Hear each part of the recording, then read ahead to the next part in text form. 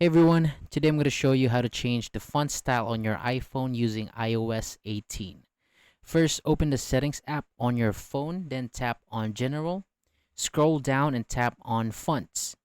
Now tap on System Fonts. In here, you'll see fonts that are already installed on your device and some that are available to download. You can tap and preview the fonts that you want. And now, keep in mind, Apple doesn't let us change the system-wide font just yet.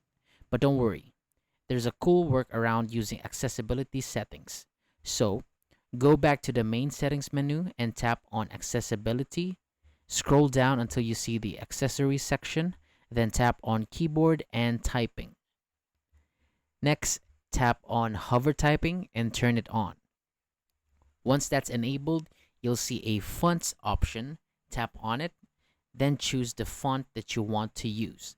Now go back to your home screen, open any messaging app and start typing.